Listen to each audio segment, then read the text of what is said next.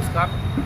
मी दिनेश कडू मोडे, राहणार जळगाव, सामाजिक तथा माहिती अधिकार कार्यकर्ता, अभ्यासक शासकीय यंत्रणा आणि योजना, विशेष अभ्यासक शासकीय आरोग्य यंत्रणा, जिल्हा परिषद जळगाव, माननीय मुख्य कार्यकारी अधिकारी यांच्या अधीनस्थ जिल्हा आरोग्य अधिकारी कार्यालय जळगाव या ठिकाणी राष्ट्रीय आरोग्य अभियानांतर्गत मनुष्यबळ भरती प्रक्रिया, खरेदी प्रक्रिया आणि त्या अनुषंगाने संबंधित यंत्रणेला माहिती अधिकार अर्जान्वये वेळोवेळी विचारण्यात आलेली माहिती संबंधित जिल्हा आरोग्य अधिकारी डॉक्टर सचिन बाहेकर आणि त्यांच्या अखत्यारीत यंत्रणा यांनी वेळोवेळी माहिती देण्यास टाळाटाळ केली. अपील सादर केल्यानंतर अपिलाची सुद्धा टाळाटाळ केली.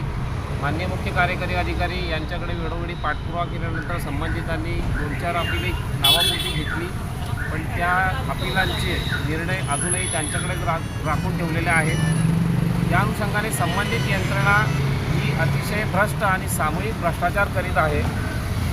त्यांनी वेगवेगळ्या प्रकारे मनुष्यबळ भरती प्रक्रियेमध्ये जी मंजूर बिंदू नामावली होती, त्या बिंदू नामावलीनुसार पदभरती न करताना यांनी मागासवर्गीयांचा अनुशेष डावलून ज्या ठिकाणी राखीव प्रवर्गातील लोकांची नियुक्ती केली पाहिजे होती त्या ठिकाणी खुल्या प्रवर्गातील लोकांची नियुक्ती करून, उमेदवारांची नियुक्ती करून मागासवर्गीय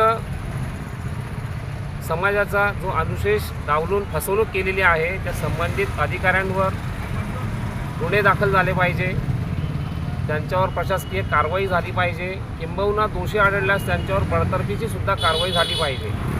राष्ट्रीय आरोग्य अभियानांतर्गत जे कर्मचारी आहेत ते सर्व कंत्राटी कर्मचारी आहेत आणि कंत्राटी कर्मचाऱ्याच्या हाती करोडो रुपयांचा जो निधी आहे त्याची विल्हेवाट लावण्याचा एक पद्धतशीरपणे सामूहिक भ्रष्टाचार या जिल्हा परिषदेमध्ये जिल्हा आरोग्य अधिकारी यंत्रणा ही करीत आहे.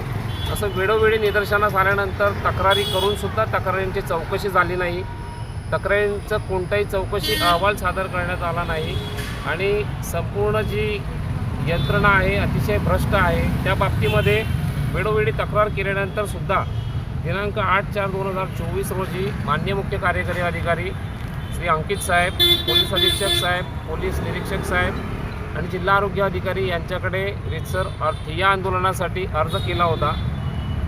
आज आम्ही 15 तारखेला माननीय मुख्य कार्यकारी अधिकारी यांच्या दालनाच्या बाहेर ज्या ठिकाणी कोणालाही अडचण येणार नाही अशा ठिकाणी आम्ही बसलेलो असताना त्या ठिकाणी CO साहेबांनी, मुख्य कार्यकारी अधिकारी साहेबांनी मला बोलवून त्या ठिकाणी तुम्ही बसू नका, नाही तर पोलीस यंत्रणा आम्हाला बोलवावं लागेल अशा भाषेत सांगितल्यानंतर आम्ही तात्काळ पर्यायी व्यवस्था करून आज जिल्हा परिषद कार्यालयाच्या बाहेर आम्हाला या ठिकाणी ठिय्या आंदोलनासाठी बसावं लागलं. तुम्ही कधीपासून अर्ज केले आहेत?